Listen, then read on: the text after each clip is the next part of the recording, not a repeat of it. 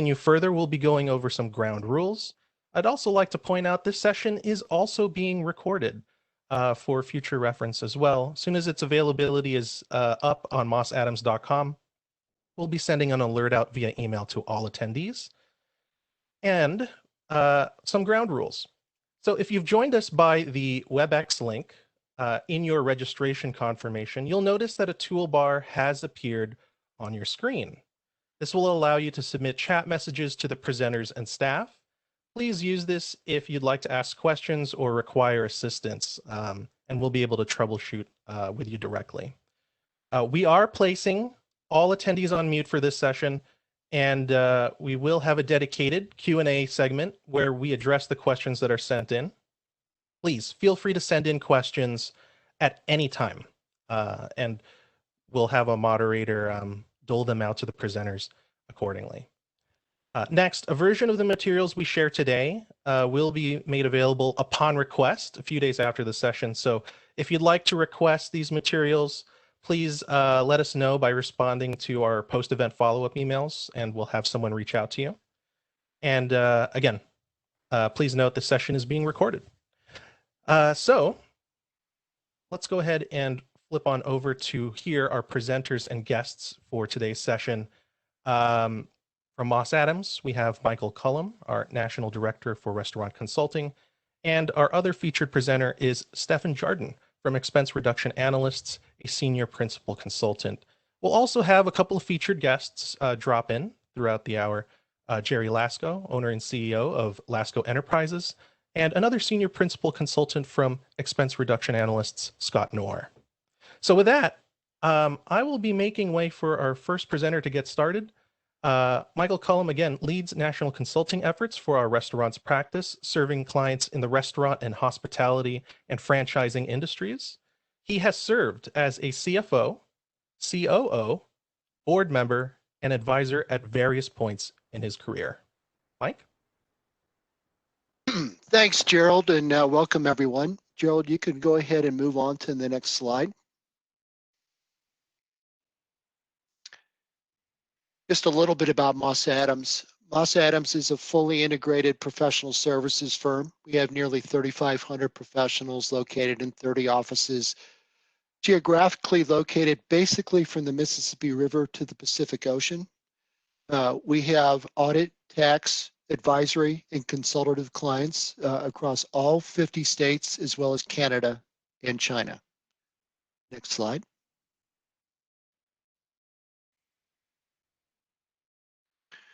Today's material is presented for informational purposes only. To the extent that you have questions, comments, or would like to have a meeting, Gerald is going to share our contact information, not only for Moss Adams, but for Expense Reduction Analysts at the end of this presentation. Next slide. Just a little bit of things that you probably know with the introduction of COVID-19 and then the follow-up resurgence in the last few weeks. This industry has been through downs, ups, downs, challenges, changes.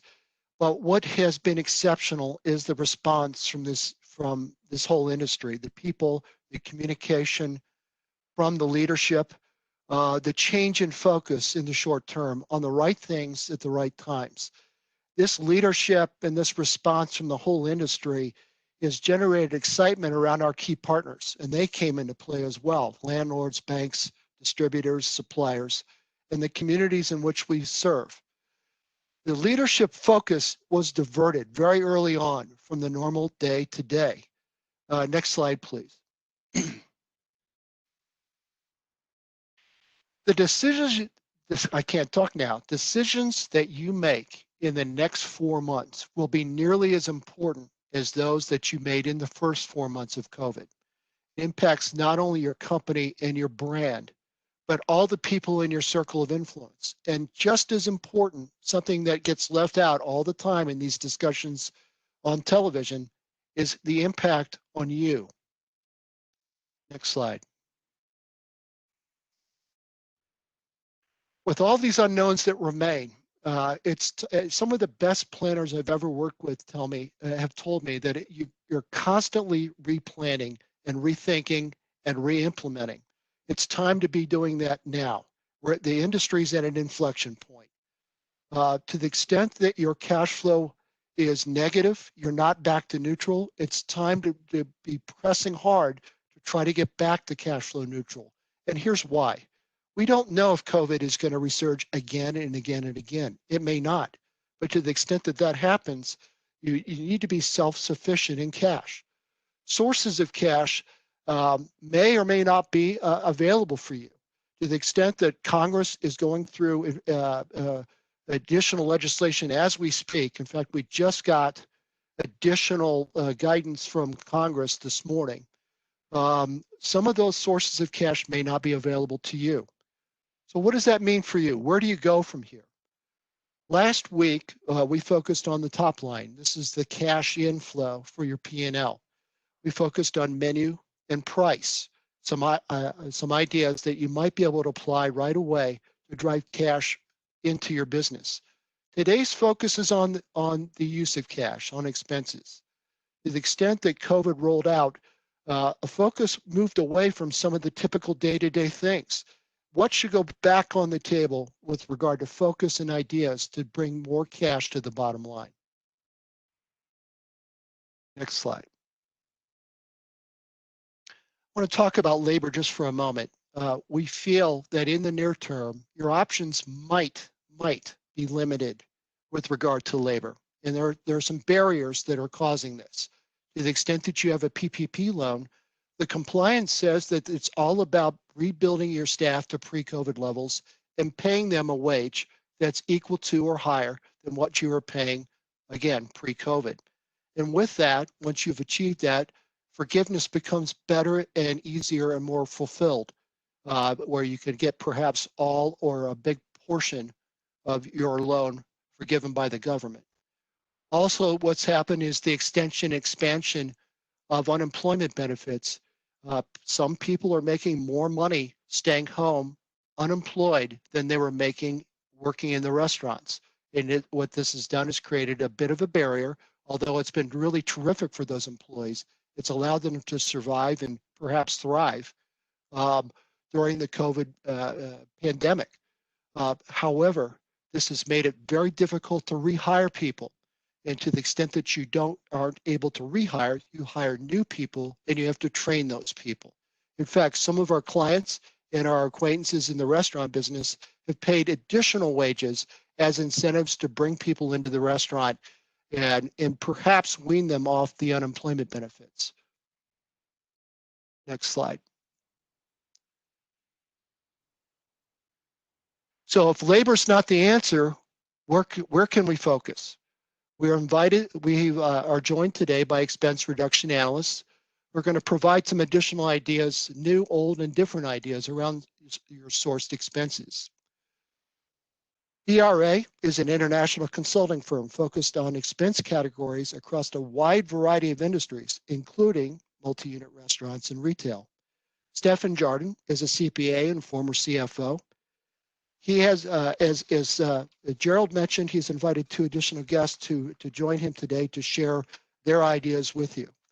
So with that, I would like to introduce to you Stefan Jardon, Senior Principal Consultant for ERA. Thank you, Mike. Thank you, Gerald. Can you hear me okay? Yep. So why don't we go to the agenda? Appreciate the introduction. So just to give a feel for what we're going to be talking about today, we're going to talk first about kind of where ERA focuses on the expenses. We don't hit all expenses, so we'll talk about those expenses that we'll be mostly talking about today. We've got a couple slides that talk about short-term. Many of the items that Mike has already suggested, things that you've probably been working on already, but maybe it jogs your memory to, yeah, let's consider this or let's consider that. So we're not going to get into detail. And as Gerald had mentioned previously, these slides will be available upon request, so you can look at those a little bit closer later on. And then some of the expenses that you might in the short term be able to reduce. The last part is really the long term. That's where Expense Reduction Analysts focuses on. This is kind of our play box. It's the thing that we do it in 40 different categories, but we mostly focus in 20 different areas. So let's look at a quick P&L of where some of those items might be on your P&L. Gerald, if you can advance. So in all industries, we focus on indirect expenses. Indirect expenses could be janitorial, could be office supplies, could be waste, merchant card, those type of things. And all companies have those expenses. In the restaurant business, hospitality business, senior care, and other similar businesses, they also have food and beverage, and we do focus on that. So today's discussion will mostly be focused on that food and beverage and those indirect expenses, the 20 that we work on. We do not look at labor. We do not look at rent. We do not look at marketing and royalties type of expenses. And Mike, we don't look at accounting fees either. So we just look at those expenses that are basic expenses that are outsourced, products that are outsourced, that are more of a commodity. But we've done this day in and out, day out for 25 years or so. So if we can advance to the next screen, Gerald. And one more. So again, I'm not going to go over each one of these things, just the first bullet point in itself, the CARES Act. Hopefully everybody's taking advantage of it. Great programs out there. There are pitfalls in some of those things, so you have to be very, very careful, but great programs to support. A lot of these other items are pretty much self-understood, but let me just throw out two of them real quickly. When I was talking to Mike earlier, he asked about, payment terms with the vendors in this COVID situation that we're in. I'm a former CFO. I was actually a client of Expense Reduction Analysts. I liked them so much that I joined them a little over 11 years ago. And in my experience as a CFO, I didn't like the silent customers that weren't paying. I always wanted to have active discussion. So have those active discussions, with your customers. And so that, they're much more willing to do something in the short term. You may have terms of net 30, but and they're in the same boat you are. They're living this just like you are. So something to at least open the discussion with. We're going to talk about the relationships later and just really continuing to build that relationship. One other thing is purchasing cards, P cards.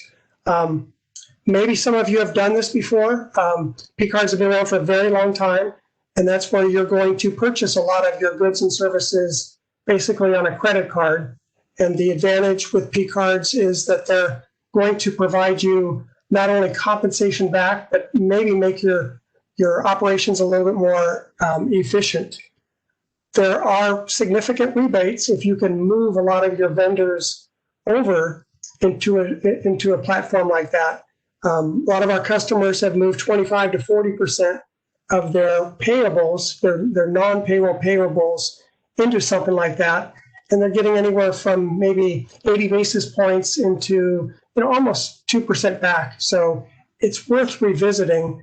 A lot of good providers out there know the vendors really well, and they're able to convince them that this is something that could be good for them also. Next slide, Joe.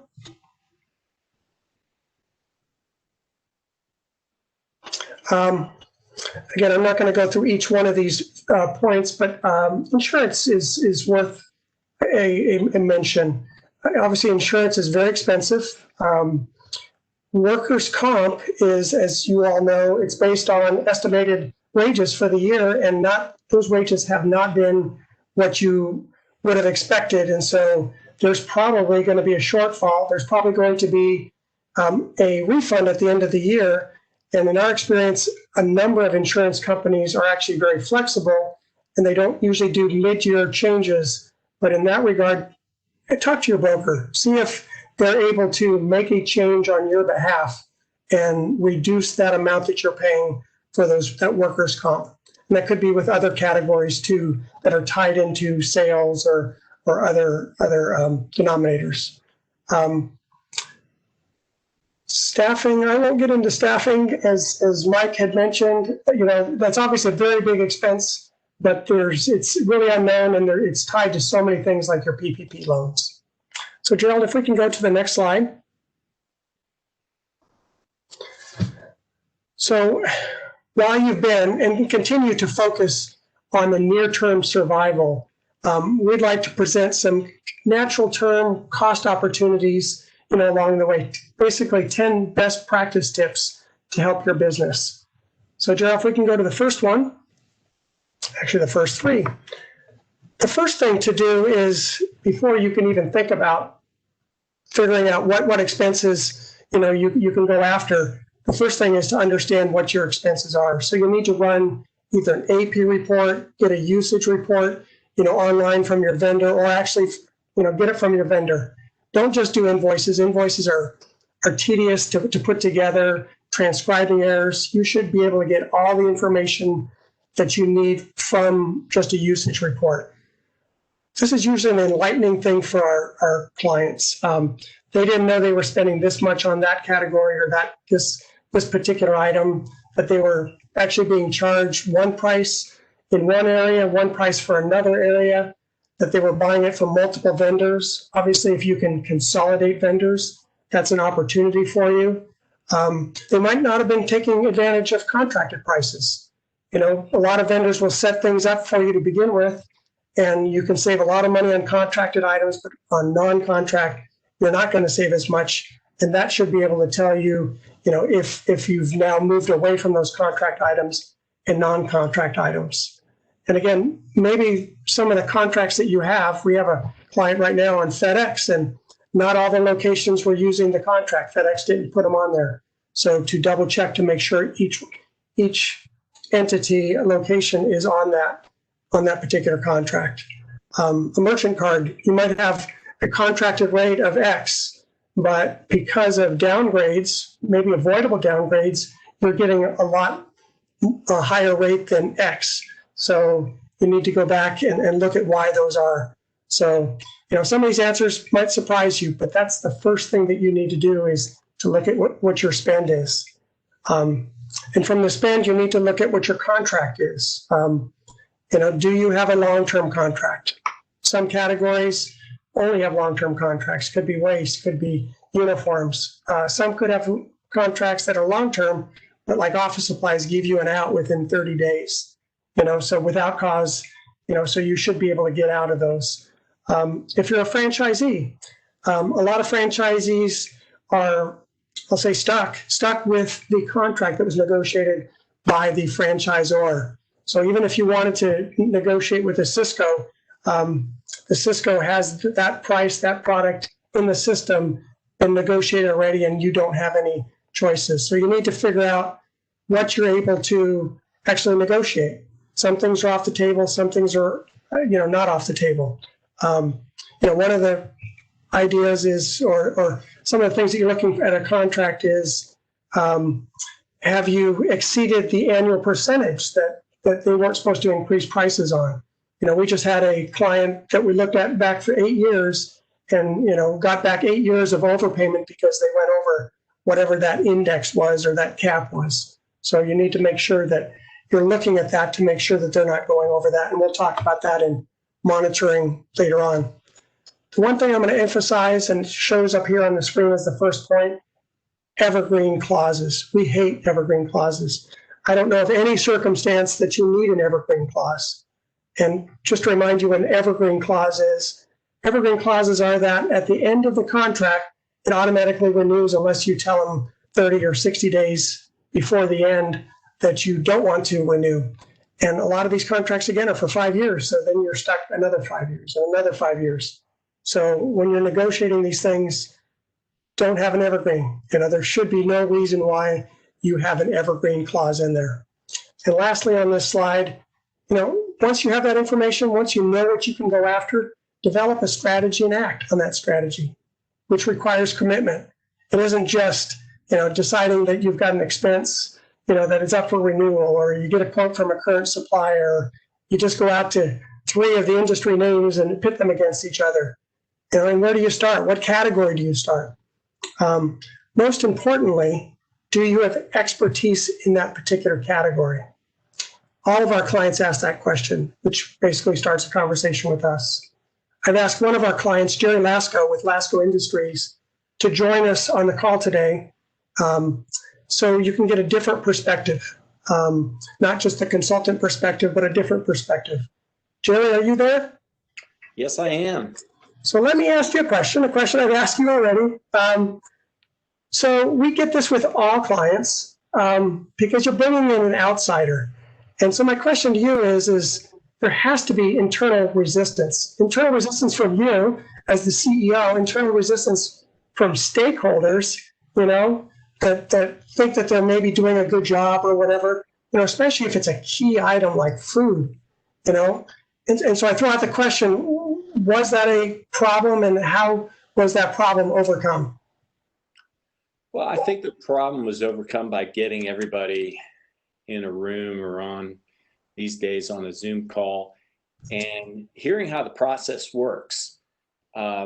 I guess my first point would be the typical resistance that operators and chefs in particular, I think, have is the feeling that they're going to lose control. So they may see a savings or a value through the process, but they're going to lose control in quality, decision making, and there's going to be parameters that tie their hands.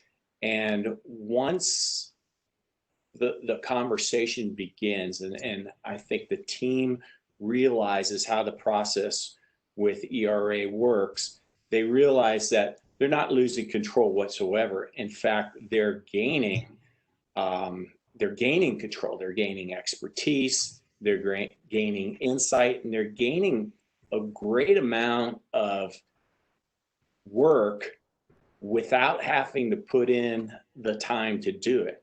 In other words, if they were doing it on their own, they would have to go out and in a professional manner create a bunch of RFQs, reach out to all of the different suppliers and distributors, process their, know first off what questions to ask, process all of that information, and make the same decisions.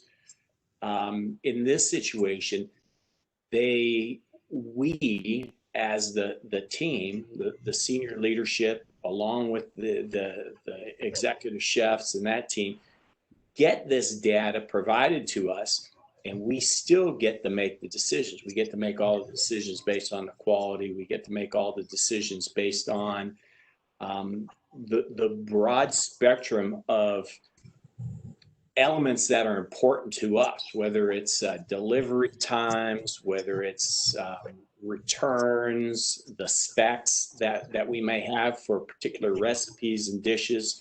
So I think that's the first barrier, Stefan, that has to be overcome, is that you're not giving up any control. In fact, you're taking control of the situation and you're getting a lot of data that you can then make great decisions on that knowledge.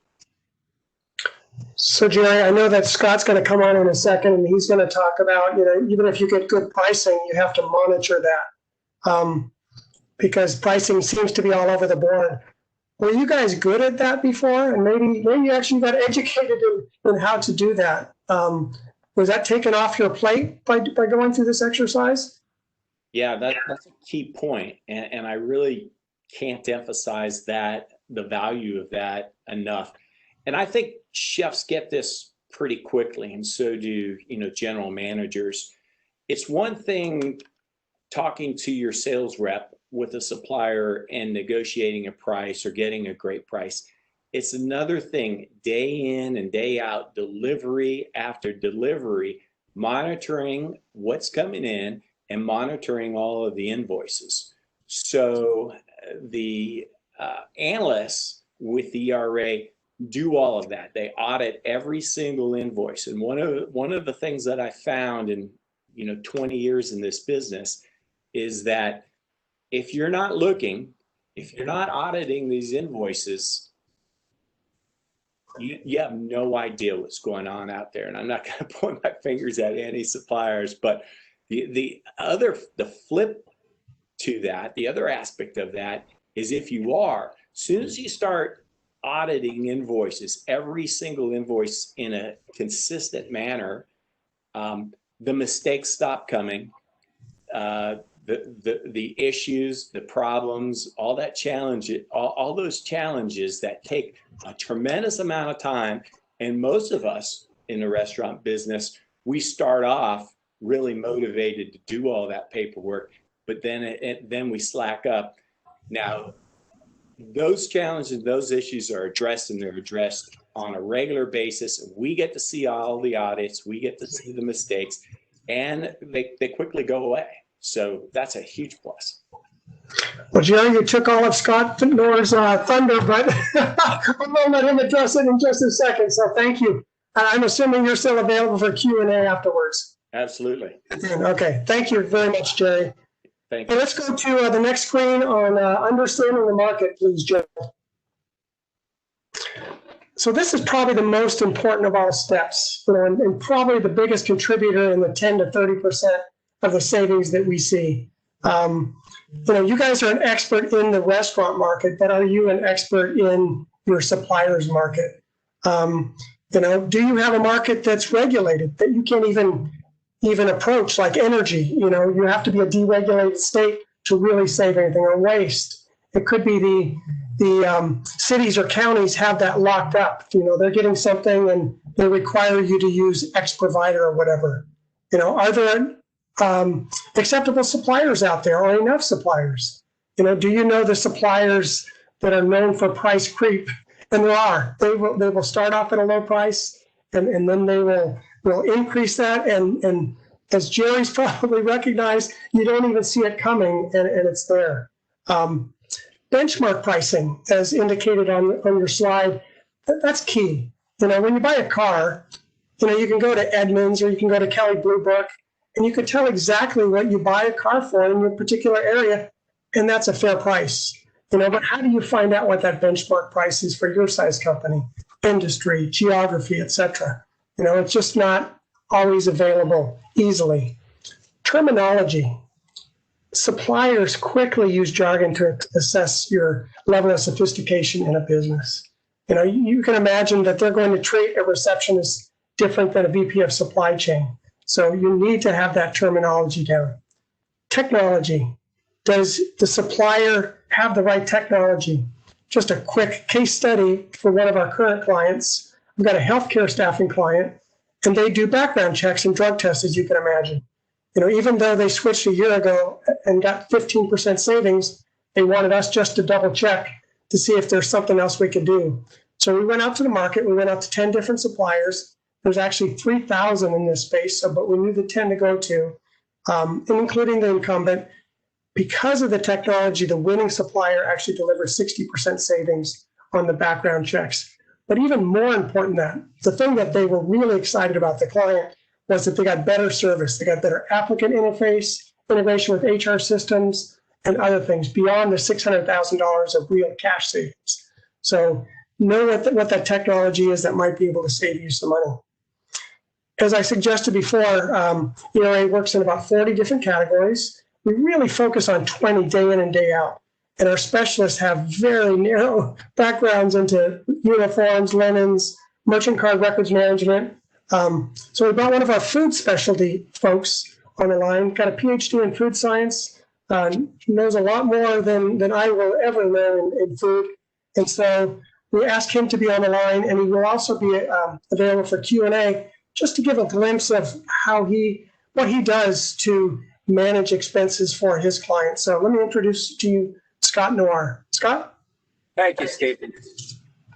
I'm going to focus on lowering food costs, and my goal is to help you understand some of the background story behind how do you get your prices and ways to move forward to try to control those prices. I call the food service industry an industry of watchers. They're watching you watch them.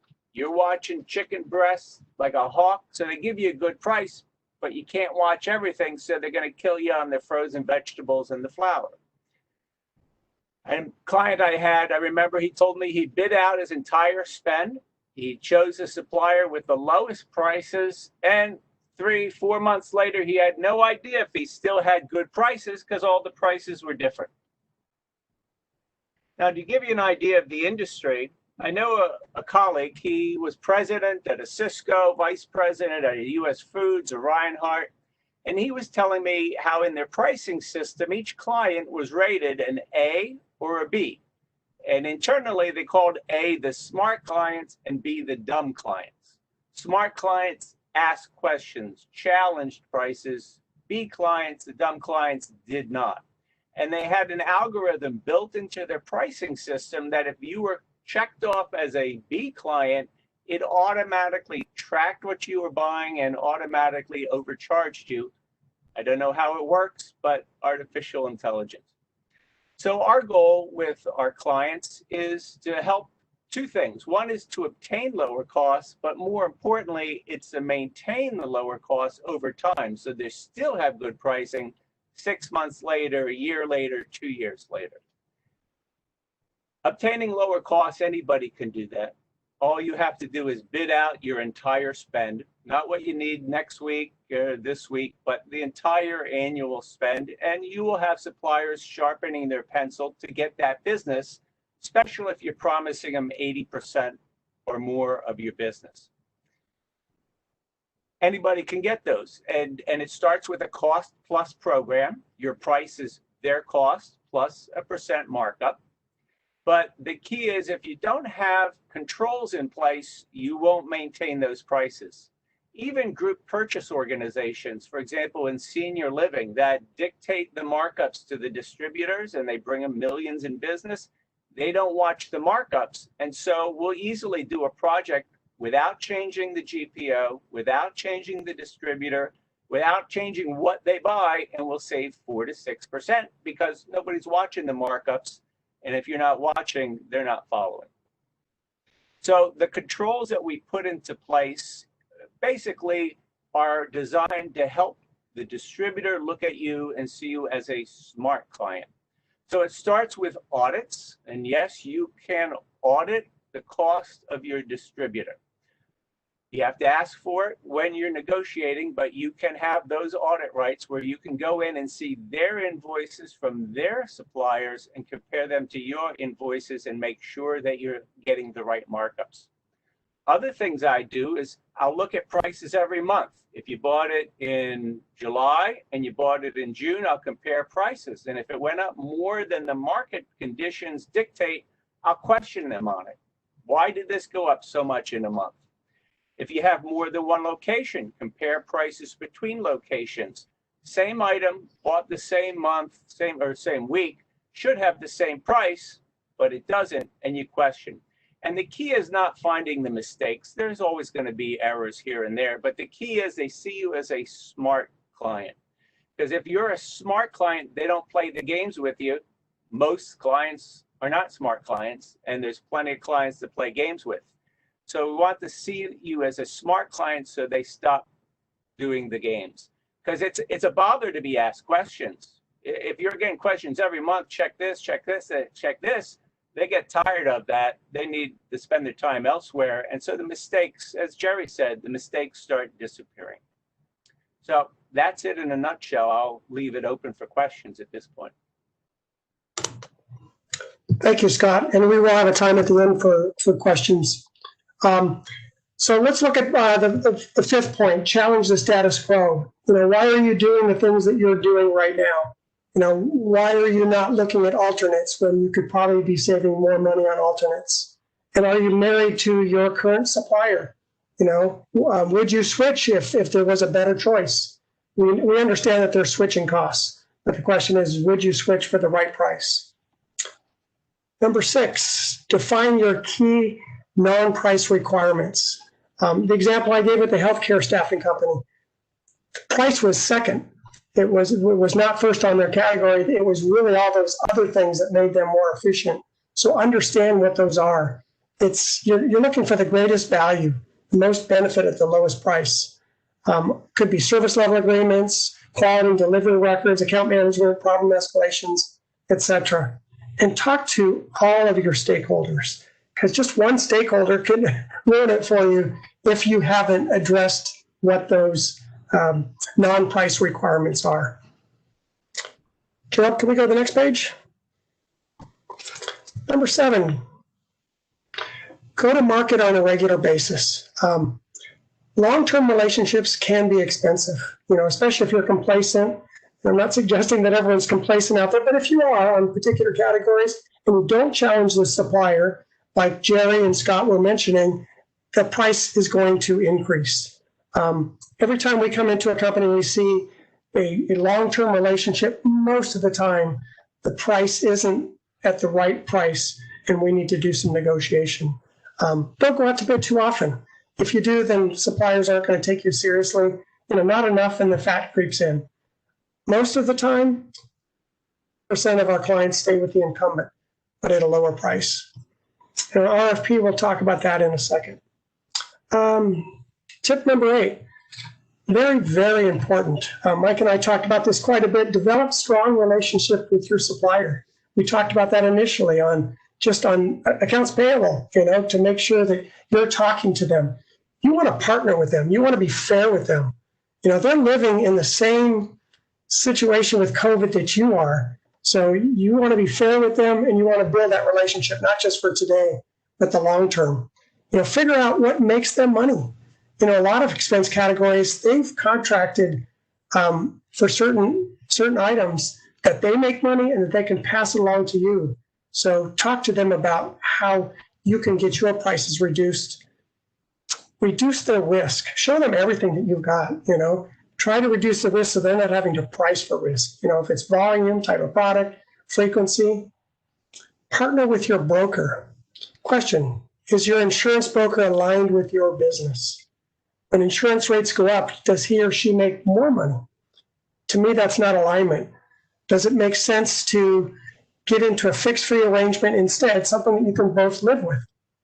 Then, if rates come down, they're okay with it because they're still making the same amount of money. And then lastly, sometimes you actually need to educate the distributors, because it's not the margin that they're making, it's the price that they're actually purchasing it from the manufacturers.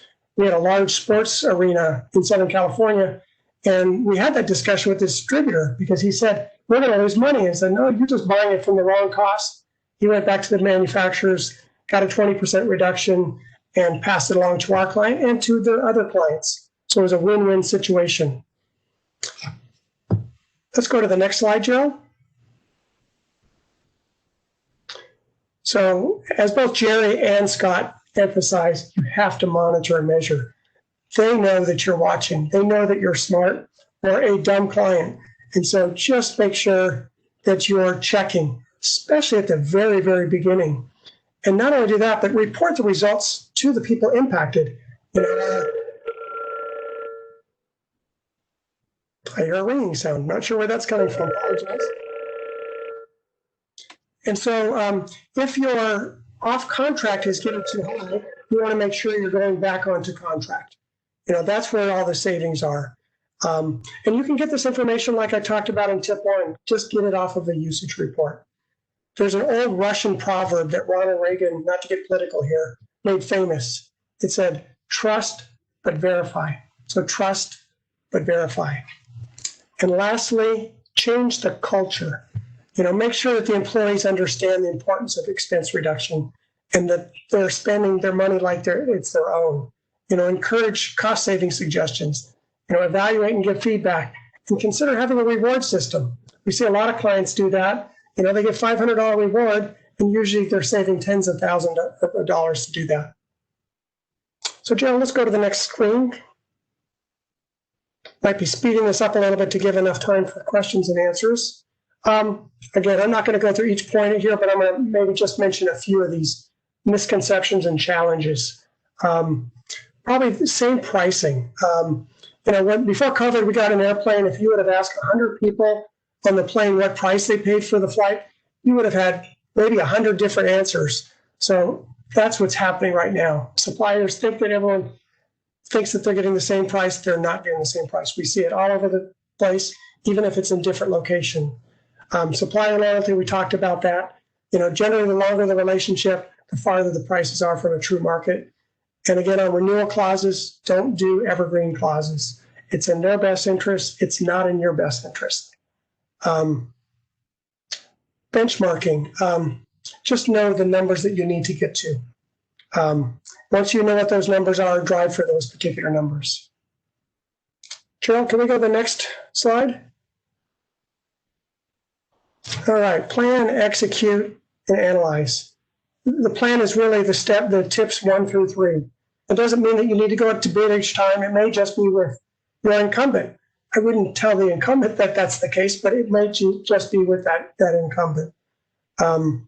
Again, if you know what the correct pricing is, you ask for that correct pricing. It's a fair price, ask for that price. Execute. Ask for like items so that you can easily compare between different suppliers. Don't have alternates mixed in there. You could have that separate so you can easily compare. And also don't be afraid that if that option, a particular option was offered by another supplier, don't be afraid to ask the other suppliers. It could be extended dating, prebates. They may come up with something really creative. They should ask for that. Scott and I have a client, and every once in a while, a food service provider will give actually a prebate. We have a Vegas client that they got $50,000 of prebate just from moving from Cisco. Clawback provisions, but they were all manageable, right amounts. And most importantly, suppliers want to deal with customers that treat them right. So treat them right, and they will treat you right. Analyze. Like I said in the sports arena example, negotiate as necessary. Sometimes you need to say, well, you're off on this. Can you do anything better? It talks about awarding multiple suppliers. A lot of times, the Cisco might not be the best provider in that particular area, and US Foods is. So know where their strengths are, where they are, and you might need to award in different places. And decide and implement quickly. We see a lot of people waiting for that 1 extra percent that they're trying to get, but they wait months to get it, and they're leaving 20% on the table. And lastly, sorry to rush through this, but I do want to give time for Q&A. Can we go to the next slide, Joe? And obviously what we're trying to go for is the excellent. All the things that we've talked about, but again, if I'm going to focus on a few of those things, know what you're spending, know what that benchmark pricing is, and then monitor it. You can have, again, the best benchmark pricing in the world, but if you don't monitor it, then that could go away. Especially at the beginning, they as Jerry and Scott said it, they're watching. They're watching you watch, and if they know it, it goes away. It all the time, it just goes away. So I'm hoping that I gave enough time for Q&A. I'm hoping that you guys are going to walk away with a few nuggets. Clearly, we have someone from the outside, myself. We have Mike, has lots of restaurant experience, and Scott on the line for questions and answers. So, Gerald, should we just give that out to everybody else to see if there might be some questions out there?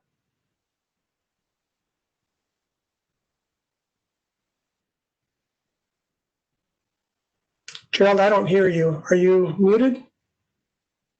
Yes, I am. Oh. You caught me. Thank you very much, Stefan. And yes, before we continue, I'd like to remind everyone, go ahead and send in your questions either through the chat or Q&A module here on WebEx Events, and we'll process them here on air accordingly. Thank you to Jeffrey. I've been passing along your notes to the panelists. So with that, I am going to turn things on over to Mike. I think we might have some questions already in queue. We do. I actually have one for Scott Knorr. Scott, with all of the various vendors, suppliers, and users that you interact with and you have through COVID, is it your impression that the markets have remained efficient, meaning that there are multiple vendors and suppliers for the same kind of product, and that product could be very important to your menu mix? If the market is inefficient and you take it out for bid, could you gauge for us the risk of taking it out for bid and potentially losing an important resource for that product? Well, certainly now is a good time to look at getting lower prices because the distributors are all hurting. They're all hurting for business. And so now is actually a good time. In terms of the risk for going out to bid, you always have to gauge that in your relationship with the distributor. But I find that the distributors understand that you need to do your due diligence for the health of your business, and they understand that. So I don't think you have a chance too much of hurting your relationship, especially if you do it in a professional manner. And we've had times where we've had to go back to the original supplier after making a change, and never do they say, "Oh no, we don't want your business because you left us." No, they're very happy to have the business back. So I think the risk is low. Thank you. I'm looking, Gerald, at my list of questions. Jeff Arnold has made some comments, but I don't see questions in there. Do you see other questions on your list? Not at this time on my list. We just have some on yours. And yes, Jeff's comments were some observations he'd like to share with the panel. Great. His one point is I've seen Cisco invoices for things like where the dollars per pound are higher than the deliver costs from smaller vendors. This seems to be due to sheltered income that requires suppliers to pay to be approved vendors. That's interesting. And then also when I say his question is sheltered income a problem? And so Scott, perhaps you could touch on that, and I might follow up with your comment. Right. There's no question that happens, or situations where the company that Cisco's buying it from is actually a sister company.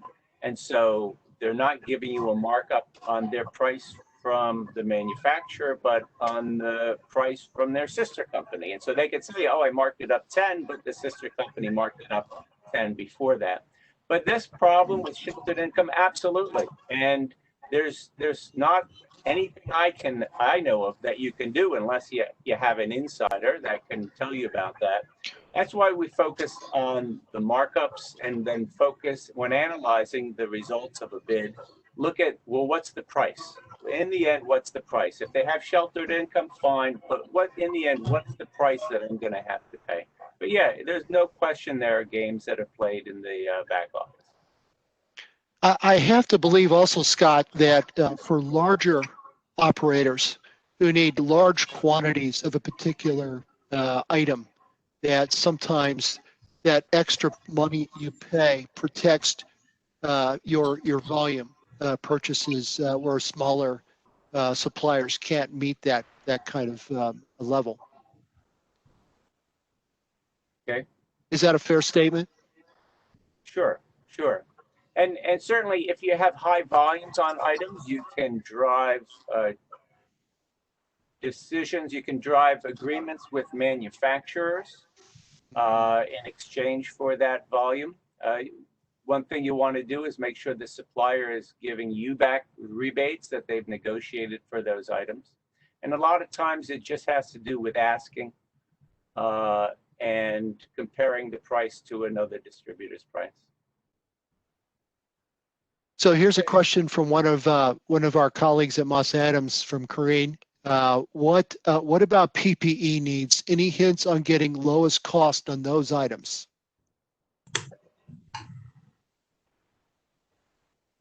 Yeah, I personally, just shopping around, I haven't gotten that much involved in the PPE items other than that come from the distributor. So at this point, people are cutting deals everywhere, so shopping around.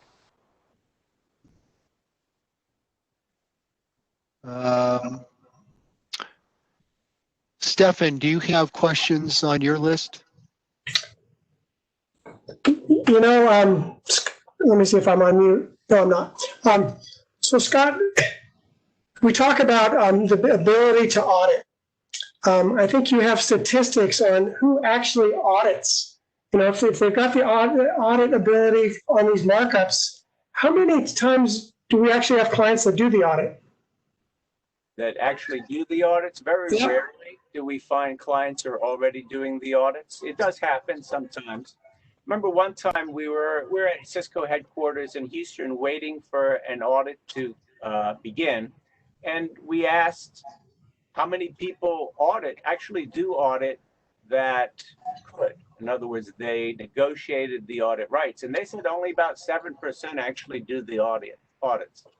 People get busy, they don't have time, they forget, and they're kind of counting on you not doing the audit. So I find if there are going to be problems, it's going to be the first audit because they're hoping you're not going to do the audit.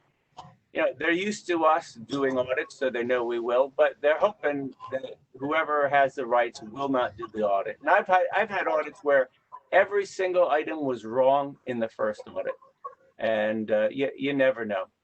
And by the way, in talking about sheltering income, I see Jeff Arnold asked about it's hard to do an audit if there's sheltered income, and the answer is absolutely.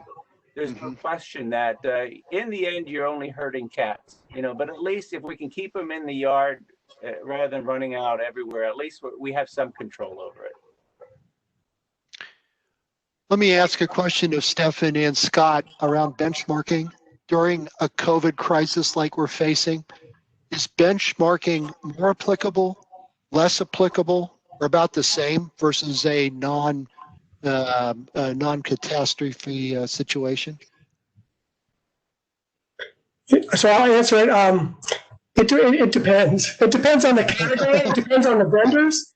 It's all over the board. I think it's still very, very important because you want to go back to those suppliers with real information. They may come back and say, right now, completely different than restaurant, but we negotiate a 30% reduction in freight for a company that you would know. Because of the spot market, because of the issues with COVID, it's zero right now. But knowing the benchmarking, getting that all in place, once the COVID issue kind of gets rid of in California, with freight, then it'll go back. So you're still negotiating from a point of strength, knowing what that benchmarking is. And I'd just like to comment on benchmarking for food prices. I would say there's not really benchmarking when it comes to food prices because the prices are constantly changing. So how could you have a benchmark? And it depends on the mix of what you're buying. It depends on the mix that your distributor carries. If they have a lot of clients that buy that same product, they'll have a better price than if they have a few. So that's why the focus is more on the markups rather than on the pricing when it comes to food savings. That's really interesting. Scott, going back to something you said earlier, selectively, is this a good time to be locking into longer term prices on, again, selectively on certain items based on the market and where the market could go with inflation over the next, say, 18 to 24 months? My experience with locking in prices when it comes to food is it's usually not a good idea because they will not, I'm talking about locking in prices with the distributor. They will not lose money for you. And so if they're going to lock in a price, they're going to lock in a higher price, which again is why things are based on markups so that they can allow the market prices to change and they still know that they'll be safe. Now, schools, on the other hand, they have to lock in prices. That's mandated by the government.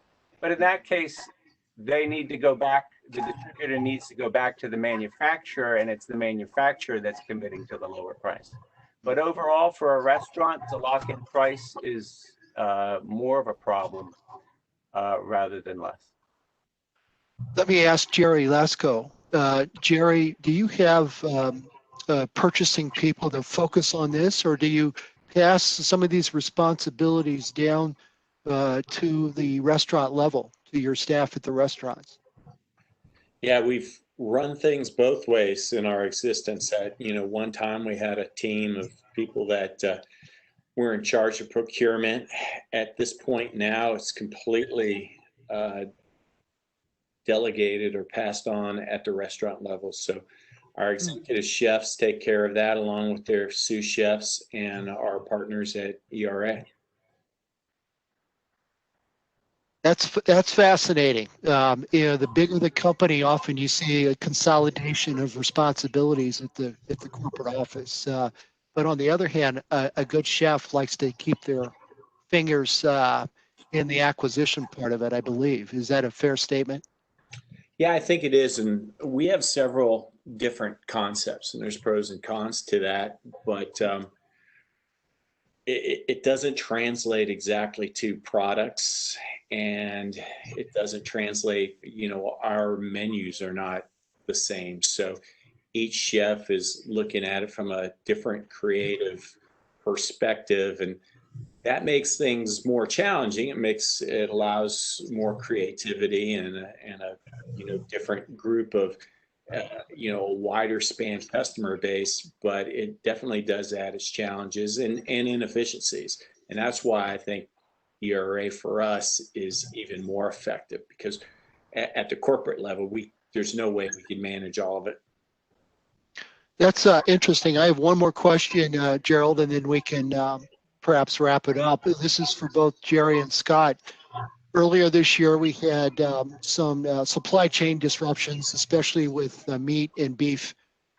With COVID, are you seeing any ripples through your supply chain that might indicate that supply chain will be disrupted again for the balance of this year, maybe going into early next year? Jerry, you want to start? Well, I really don't have much of an answer, but I'm excited to hear what Scott's thoughts are on this. Well, as I mentioned, I compare prices from one month to the next on everything that a client is buying. And certainly meat prices are up, dairy prices are up. There's no question about it. And I think it's going to continue to be an ongoing problem. Food prices are up, and they're going to continue to be up until there's some kind of solution to the crisis. Well, I would like to thank all of our attendees today for your insights and your feedback. Hopefully this has been valuable to all our listeners. Gerald, I'd like to pass the microphone back to you. Thank you, Mike. And just again, echoing sentiments here from everyone on the panel. Thank you very much, everybody, for spending an hour out of your day with us for this webcast today. As you can see here, I have contact information listed for our two main presenters, Michael Cullom and Stefan Jardon. Feel free to drop them a line directly if any questions come to mind after the session today. Additionally, I'd like to point out some resources that both of our firms would like to provide. First off, from Expense Reduction Analysts, there are a pair of white papers that may provide some supplemental information to what you've heard here on the call today. One is called Creating a Culture of Cost Optimization, and the other titled Becoming Best in Class. And again, those are available through Expense Reduction Analysts. Here at Moss Adams, we maintain a COVID-19 implications portal on mossadams.com. The URL is here. It's also accessible right from our top page when you load up our website. This allows us to give visitors to our website the latest in strategy and insights across not just restaurants industry, but also some industry agnostic, more general overviews as well, especially as this situation with the pandemic develops over time. Please check it out. And lastly, this is the latest entry in a series of webcasts that we have done throughout June and July for the restaurants industry. Recordings of past sessions are now up there on this URL. Please feel free to go ahead and revisit previous topics and check those out. And eventually we'll also have a recording of this session today up there as well. Please keep an eye out on that page for information regarding future entries. We'll most likely be adding additional topics within a few weeks or so. With that, on behalf of everyone here on the panel, thank you, everybody, and we hope you have a great day, and we look forward to seeing you at a future event online here. Thank you very much. Take care. Thank you all. Thanks. Thank you.